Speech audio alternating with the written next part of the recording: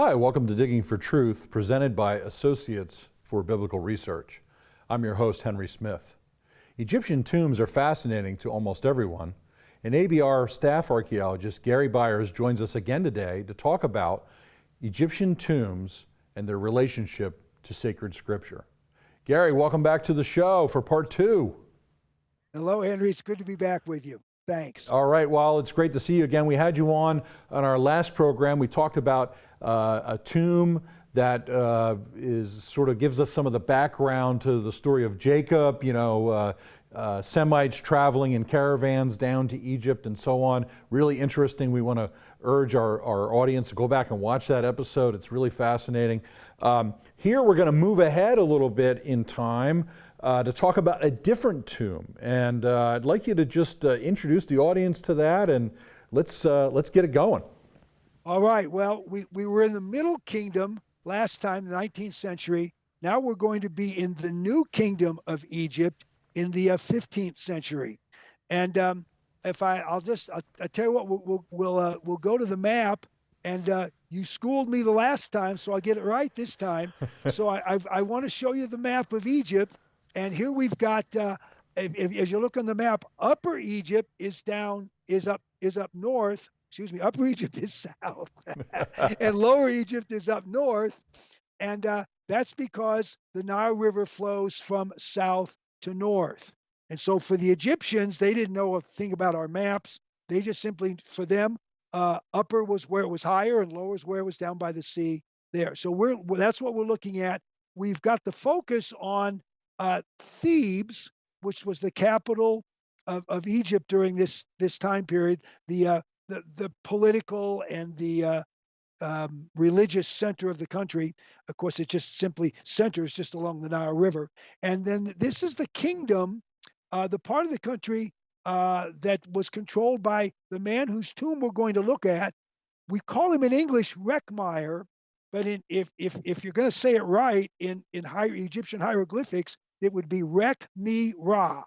So I don't know how I'll say it all the way through the program. I'll try to say Rekhmire, but who knows? It might come out Rekhmire. All right. So we're going to take a look at his tomb. He was vizier of Thutmose III and Amenhotep II, the great pharaohs of Egypt. Okay, and so maybe you could share a little bit of date range on that. What dynasty is that? And just give the approximate dates for that, sort of center us and a general relationship to Scripture. Yeah, this is the New Kingdom, the 12th dynasty, and we're in the 15th century. And this is the time period when the Israelites are enslaved in Egypt, and they're going to wind up exiting from Egypt during this time. And they're going to exit possibly under one of these two pharaohs. The Bible doesn't say which one. We try to figure it out. There are two of the very real possibilities of the pharaoh of the Exodus. Yeah, that's right. And we've done quite a bit of work on that. In fact, we have a previous episode. Our friend Doug Petrovich makes his argument for Amenhotep II. We point our viewers to that particular set of 2 episodes for that. But so you say Rekhmire, I say Rekhmire, so potato potato. That's right. So let's go back to this tomb here a little bit. Let's talk about where it is and start setting the context up. Okay, so this pic I got 2 things on the screen there. On the left, you're going to see Western Thebes. Luxor, where Karnak Temple is, that's on the eastern side of the Nile, the eastern bank. We're on the western bank. In the bottom left of that photograph, you can see the Ramesseum. That's the mortuary temple of Ramses the Great, Ramses II. Back just behind the mountains, there's a valley, and we know that is the Valley of the Kings, where 100 years ago this year, Howard Carter found King Tut's tomb. So you see the road there sort of in the lower part of the picture. On that bend on the right-hand side, you look up into just the little foothills. In those foothills, there are 250 tombs of nobles. Now, there are nobles of queens. There's the Valley of the Queens. There's the Valley of the Kings. And here we have 250 plus tombs of nobles. And on that little drawing, this was done by one of the early excavators in the area, the tomb on the bottom right, T100, Theban tomb 100, that is the tomb of our boy Rekhmire. Okay. All right, very good. That's an excellent summary. So we're zeroed down now to this, and as we mentioned, we're in the time period of around the Exodus period, a little bit before, around this era. So this is where the fascinating connections are. Let's begin sort of exploring some of the elements of the tomb that are of interest. Okay, so take a look at this this pic. This is the entrance into his tomb. Once again, it's carved out of bedrock. In fact, there's a great big forecourt in front, a big courtyard out front, and here's the entrance to the tomb. Not nearly as nice as our boy Numhotep and Beni Hassan. And this guy was a vizier. He was top of the food chain under Pharaoh. We would see Joseph as serving as a vizier under Pharaoh. But this is the entrance. So on the left, you see the entrance carved into stone. It's about 3 feet wide as you go through that entranceway. And then inside, in the middle, it's an unusual shaped tomb. You've got the entrance from the courtyard. You see that. Then it goes, there's what the term is used by archaeologists, a vestibule that goes east-west. And then north-south from the vestibule, you go right into this chapel. And the right-hand picture, photograph, is of the chapel. And you can see it, it's lit up now. It looks pretty nice that you can see it wasn't in the days when Mike Ludini and Bryant Wood and I visited there. Up high at the far end, on the north end, that small narrow wall, way up high is a niche, and up in the niche, that was where a statue of our boy Rekhmire was found. And then at the bottom is a false door. We understand these false doors, they weren't real doors, but they looked like a door. And we don't think they were supposed to fool people, but it was probably the entrance to the afterlife that the guy was going to take as he started his journey. Excellent. All right, so that's very good, Gary. That's a very good overview, and especially this afterlife motif is very interesting as well. So in our next segment, we're going to enter into this tomb and talk about some of the connections that we can connect up with the Bible. And friends, thank you for joining us for Digging for Truth. We'll be back right after this message. In a culture of intense Bible-denying skepticism, Associates for Biblical Research exists to strengthen followers of Jesus by affirming the authority of the Bible.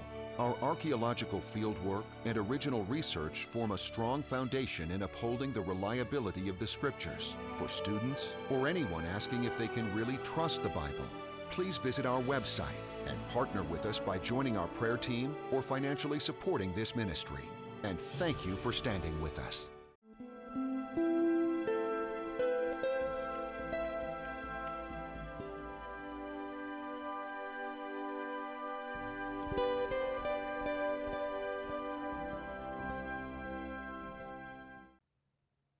Hi, welcome back to Digging for Truth. I'm Henry Smith. I'm your host, and I'm here with archaeologist Gary Byers. We're talking about a tomb in Egypt that was made and constructed during the time of the Exodus period, Moses and the Israelites. So it's very fascinating. So Gary, we left off with you sort of setting the stage of what this tomb is, but now you want to get into the particulars. You're going to go to the west wall. We don't mean the temple, but the west wall of this tomb.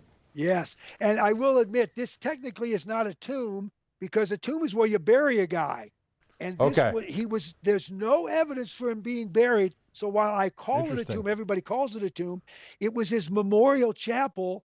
And I think because he was vizier, he thought, well, pharaohs have chapels, mortuary temples, so I want one too.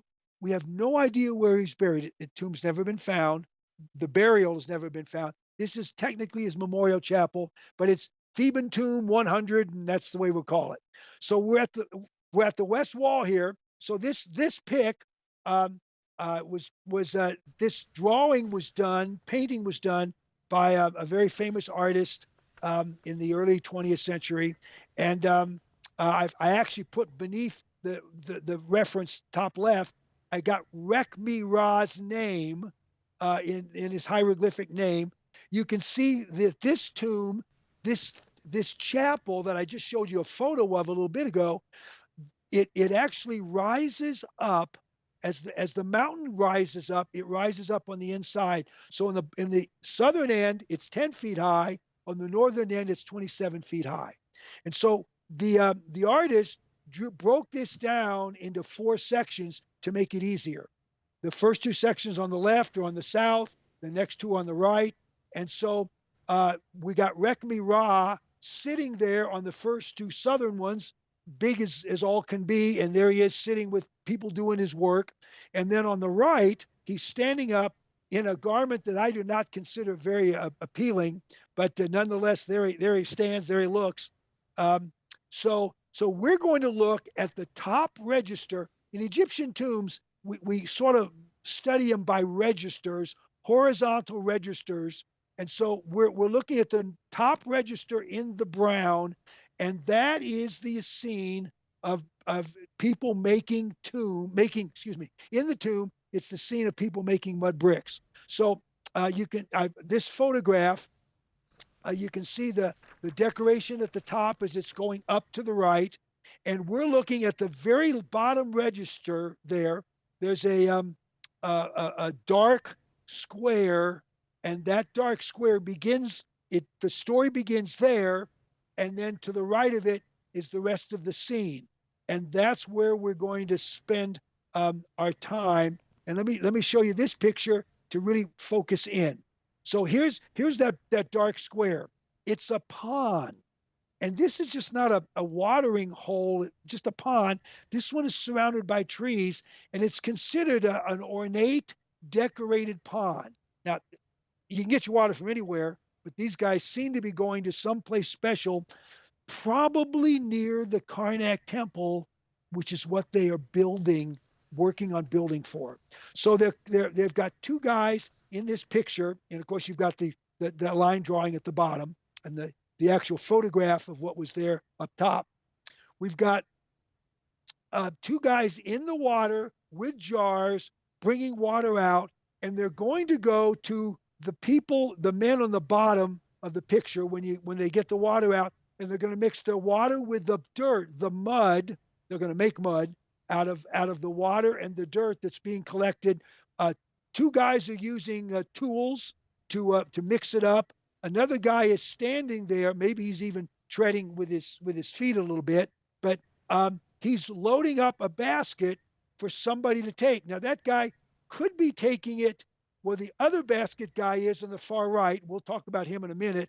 Or he could be taking it to another pile of where the brick makers are actually making their bricks. So you've got the water carriers bringing water over to the mud, to the dirt. They're making mud, and then they're carrying the mud over to 2 men, one on the left by the pond, the other on the right, close to where that guy's sitting down. And they are using wooden forms to make mud bricks. So mud bricks were made, and of course we know in the Bible they needed to use straw. They had to have a binder.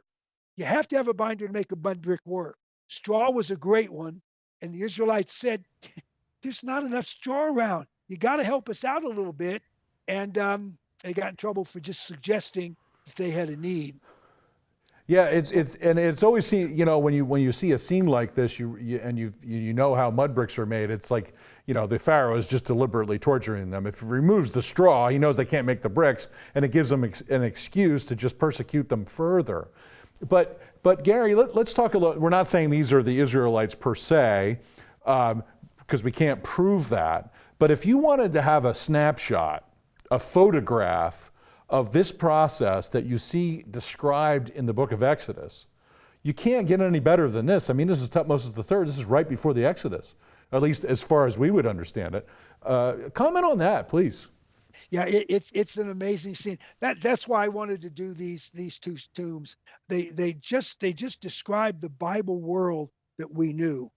These guys. Now I'm going to show you as we finish today. I'm going to show you some other mud bricks from the 21st century, and some making of those, and they're very similar. They're doing the same thing. This is an amazing technology that was used all over the ancient world, and we get to see it as it happened in the very days that the Israelites are doing the same kind of stuff. Now, for the record, this is in Thebes. That's in Upper Egypt. The Israelites were living in the Delta. That was in Lower Egypt. So they're not here, but I'm going to suggest maybe some of their countrymen from Syro-Palestine are. Okay, so we got about a minute left in this segment. Maybe you could comment on the depiction of the individuals in there. Like, do we see any distinctions between them? Are they only Egyptians? Are they Semites? What do you see there, and what are some of the implications of that? Yeah, I'm gonna make some suggestions here as to who these people are, and some of them we think are from Syro-Palestine. The others we think are from Nubia, along with a couple of Egyptians. Okay. So we'll talk about that and exactly what they're doing a little bit more. Well, that's excellent. All right. Well, folks, thank you for joining us for Digging for Truth. We're here with archaeologist Gary Byers, and we're talking about this Egyptian tomb, which, as you've seen so far, depicts people making bricks, which reminds us of the book of Exodus. And we'll be right back after this break. Bible and Spade is a non-technical quarterly publication published by the Associates for Biblical Research. Written from a scholarly and conservative viewpoint, Bible and Spade supports the inerrancy of the biblical record and is a must-read for both the serious Bible student and anyone asking if they can really trust the Bible. Archaeological evidence, properly interpreted, upholding the history of the Bible. Subscribe today at BibleArchaeology.org. Digging for Truth is produced and recorded in the studios of Lighthouse TV, positively different television.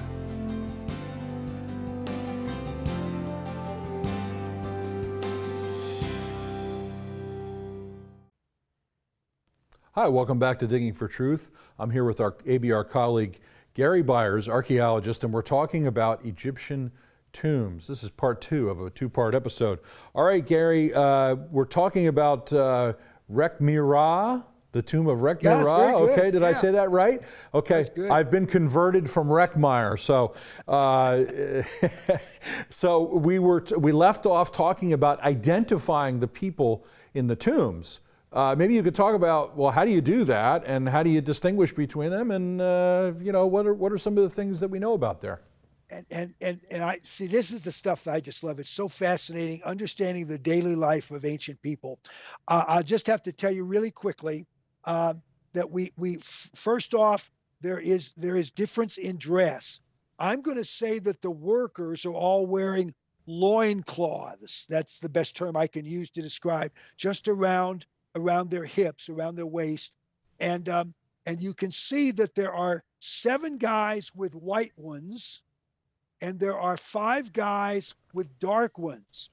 And when you look really closely at the scene, the dark ones seem to even be made of some different kind of material. It's been suggested leather, while the white ones are presumably linen.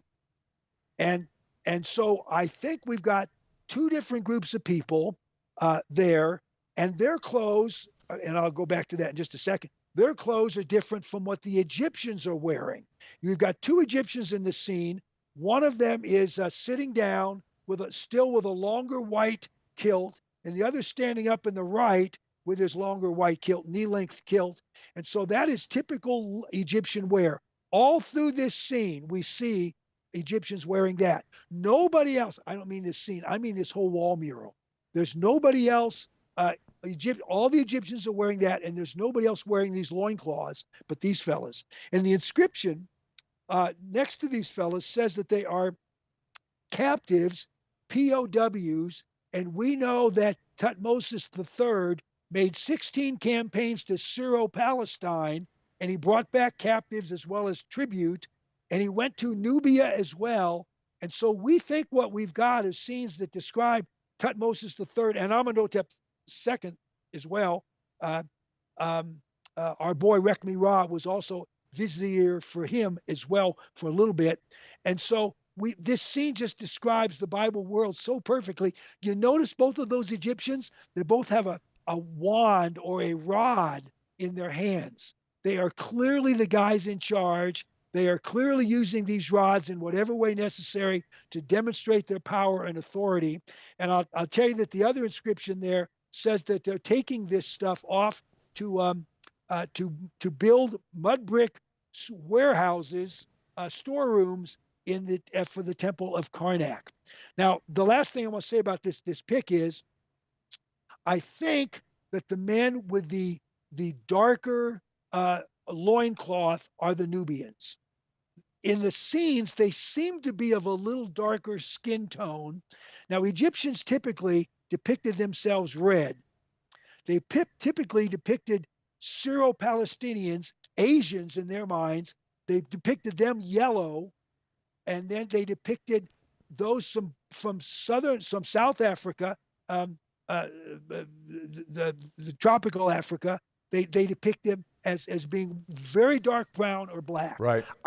We can't be sure exactly about everybody, but I think the clothing probably gives it away in this scene. Okay, that's phenomenal. I always call those things a tour de force, and that certainly was. Yeah. Okay, so you mentioned something about even to this day we kind of see, you have some photographs of what this might have looked like today. Let's talk about that a little bit. Yeah, take a look at this. When we were there in 2004 at the mortuary temple of Amenhotep III, just about a mile and a half from Rekhmire's tomb, mortuary chapel, we saw this guy making mud bricks. Now you can see that what they've done with these mud bricks, they've stamped them for Memnon, which was a name that was used later for this mortuary temple of Amenhotep III, the Colossi of Memnon. And so they've got his name stamped on these bricks while they were still wet. But you see the guy mixing. He's got his mud to the left. He's got his water and freight in front of him. He's got straw, and he's making mud bricks. And there you see he holding up his form that he uses. And on the bottom left, we've got a form from the Egypt Museum. This guy is doing it just like they did in ancient days. And now this guy was doing it because they're rebuilding something and trying to do it authentically, but they still do it this way. This is how you make a mud brick. And these mud bricks are sun-dried. They're not fired in a kiln. They're dried out in the sun. And if you do it well, and you make it when it's hot, and you really dry them thoroughly, they will last for thousands of years. And we've seen that. Proof of that. And we see that in archaeology all the time in the archaeological record. As long as you have enough straw, right? Yes. That's a key element. Okay, Gary. Well, it has been a great tour of these two tombs, and I think folks can see the obvious connections to the Bible. I'm going to give you about 2 minutes to sort of wrap up the show, put it in a bow, put both shows in a bow, and just give us your final thoughts in 2 minutes. All right. Just take a look at this picture. This is 4 different scenes of mud bricks. Top left is the Ishtar Gate at the Pergamum Museum, reconstructed at the Pergamum Museum in Berlin, Germany. They were mud bricks that were kiln fired and then kiln glazed, and this is what Nebuchadnezzar made at Babylon. Then in the top right, we've got a mud brick tomb from Senuseret, who could have been one of the pharaohs that Numhotep worked under. And this is a mud brick tomb of his. And then we have the bottom left, this is a mud brick about 30 by 30 centimeters, inches. And this one is stamped by Nebuchadnezzar, and it was the roadway. Tens of thousands of these were made, stamped, then fired in a kiln, and it was the roadway, the major roads in Babylon in Nebuchadnezzar's day. In the bottom right, it's the mud brick structure of the ziggurat at Ur. Just to say, men have made really cool stuff out of dirt. Really amazing what they've done. And I just want to put this last slide up. Genesis chapter 2, verse 7 and chapter 3, verse 19 tell us that God makes pretty cool stuff out of dirt too. Oh. Well, that's a great way to end the two shows. Gary, thank you for your expertise, your knowledge, your enthusiasm, and your love for Jesus. Thank you so much for all you do. My joy. Thank you. Well, friends, in these last two episodes, we've been talking with Gary Byers about tombs and how they relate to the Bible, and that's very exciting. But I want you to remember this final thought, the empty tomb near Calvary, where the Lord Jesus Christ was resurrected from the dead. This tomb gives us eternal life, the Son of God who was resurrected from the dead. We thank you for joining us for Digging for Truth.